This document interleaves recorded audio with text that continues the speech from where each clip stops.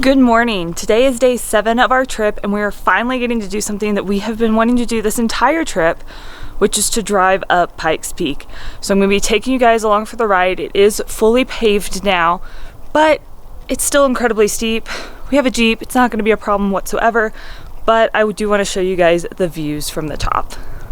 When you arrive on Pikes Peak Highway, you won't drive far before you reach the entrance to pay, which has fees per person and now has reservations that are required if you want to take your own vehicle all the way to the top. I will leave a link to reserve your time slot down below if you want to reserve a time for you to go up.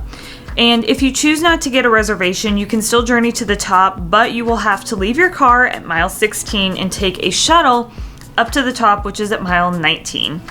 Unfortunately, when we entered the highway, we were told that we could only go up to mile 12 due to the crazy snowfall earlier that week, which you can see in some of my previous videos. But we decided to go ahead and go up anyway since we had been waiting all week and we knew the views would still be beautiful thanks to all of that snow. The entire Pikes Peak Highway is fully paved now, which happened back in 2011.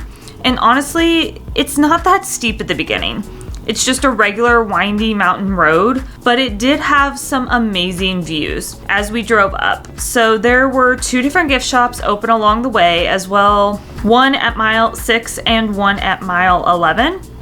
We skipped them on the way up with intentions on stopping on the way back down the mountain, and honestly when we reached mile 12 there wasn't a lot to see except a ton of snow.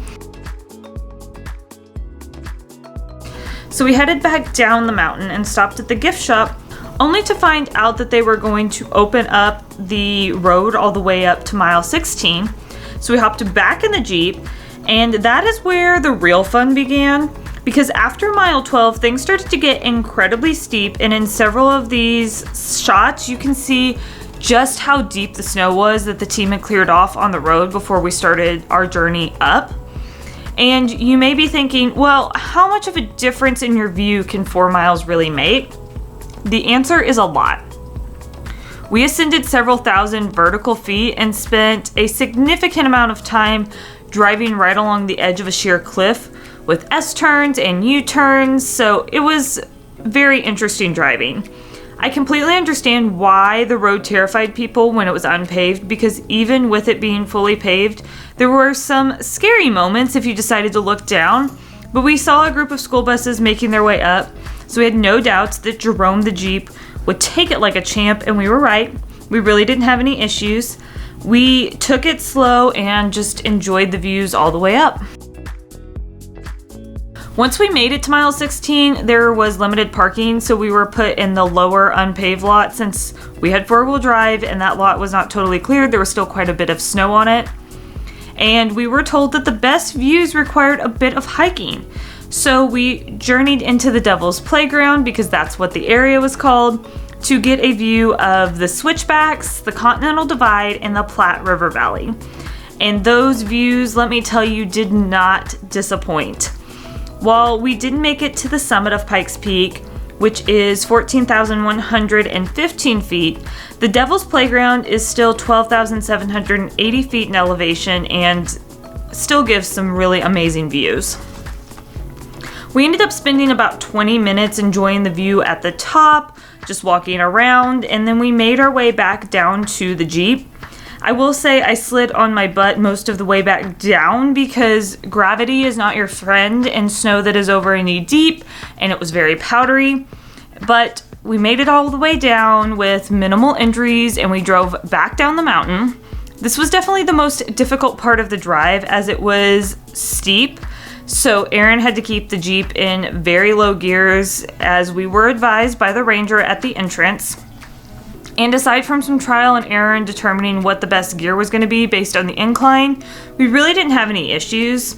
So we made sure to stop at the gift shop located at mile 6, which is actually at the Crystal Reservoir.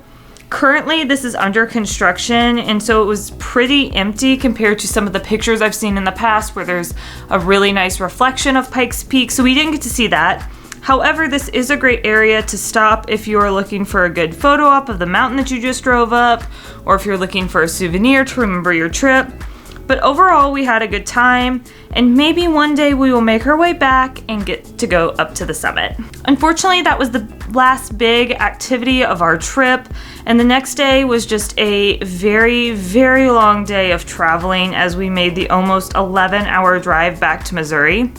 So if you've ever driven through Kansas, I'm sorry, but you would understand how painful that drive is. We had to go literally from the edge of Colorado all the way through Kansas to Missouri, and there's just not much to see. There are very few gas stations or really any signs of civilization at all. You go miles and miles without even seeing a house sometimes out there. There are some oil wells scattered around that are viewable from the highway. Some of them are working, some of them are not, as well as windmills. And then if you keep driving a little bit longer, there are usually some more windmills. And if you keep driving past that, you see a few cows and horses, maybe some bushes if you're lucky, because that's the most exciting thing we saw during some stretches. And then more windmills. But after driving clear across Kansas, we did make it back to Missouri. And after a couple more hours of driving, we made it back home to Mr. Meowgie. And now we can relive our vacation through these videos, and I'm so glad you guys joined us. Thank you all for watching, and I will see you next time.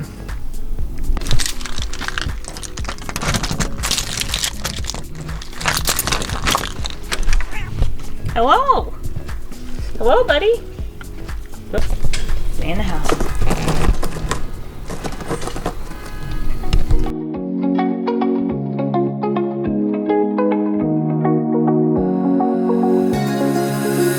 Now that I'm looking back, I can see all the signs I tried to fill in the cracks that were spread in my mind, but I was all out of hope, lost in an endless maze. The emptiness